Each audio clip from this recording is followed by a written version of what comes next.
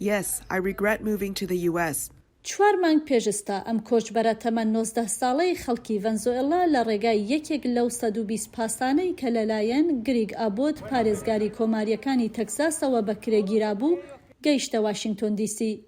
ئابۆت لە مانگی 4 ئەم ساڵەوە وەک ناڕەزایەتی دەربڕین بەرامبەر بە سیاسەتەکانی کۆچبەری سەرۆکی دیموکراتەکان جۆ بایدن دەستی دایە ئەم کارە.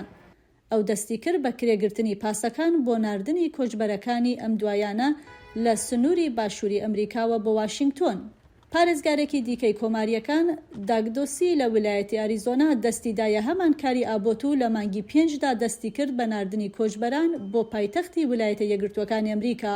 لە وێستگەی پاسەکانی شاری واشنگتۆن دیسی لە مانگی 4دا ڕۆزا کە ناوێکی خوازراوە سەبارەت بە پلانەکانی ژیانی خۆی بەم شێوەیە بۆ دەنگی ئەمریکا قسەی کردووە. کار و دەستکردن بە هەڵگرتنی هەنگاوەکانم بۆ بەدیهێنانی خەونەکانم ئەو ئامانجانە کە لێرە هەمە. گەشتی ڕۆزا و هاوژینەکەی بۆ گەیشتن بە ئەمریکا زۆر قورس بووە و لە ماوەی کۆچەکەیاندا 4 جار ڕۆزا پێی وابووە کە ڕەنگە کۆرپەکەی لەدەست بدا. ئەو دوو هاوژینە لە جەنگەڵە شاخاوی و مەترسیدارەکەی دارینگاب لە کۆلۆمبیا و پاشان 9 وڵاتیشیان بەزاندووە بۆ ئەوەی لە ئەمریکا ڕوبەڕووی پرۆسێکی ئالۆزی کۆچبەری ببنەوە. ئەمە ئەو شتە نییە کە بیرم لێ دەکردەوە. پارێزەر $10,000 لێ وەردەگرێت بۆ ئەوەی کار لەسەر دۆسیەی پەنابەریەکەت بکات. پاشان دوای 2 ساڵ دەتوانیت وڵات بەجێ بێڵیت. پاسپۆرتم نییە، ئەگەر لێرە پاسپۆرتت نەبێت کەس حیسابت بۆ ناکات. ئەوان ئیستا لە ویلایەتی دەڵەوێر دەژین و ڕۆزا هێشتا دووگیانە.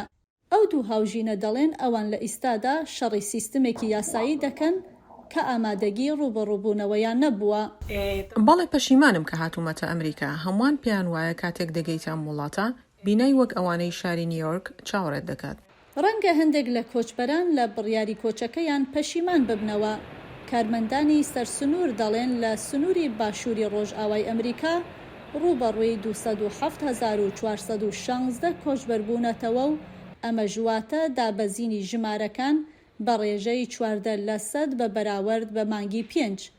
لەو ژمارەیەش 92,274 کەس دەست بەجێ بە پێی فەرمانێکی تەندروستی بە ناوی ناونیشانی 42 لە ئەمریکا دەرکراون. ئەوان پێیان وایە ئەوە خەونی ئەمریکیە، بەڵام ئەوە تەنها خەونێکە لە دنیایەکی ڕاستی واقعیدا. ئەگەر لێرە شتێکم بەسەر بێت ئەو کات دەبینیت ئەو خەونەشایانی ئەوە نەبووە.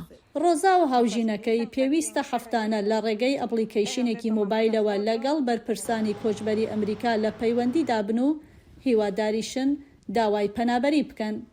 لەم نێوەشتا چاوەڕێی لە دایکبوونی کچەکەیان دەکەن.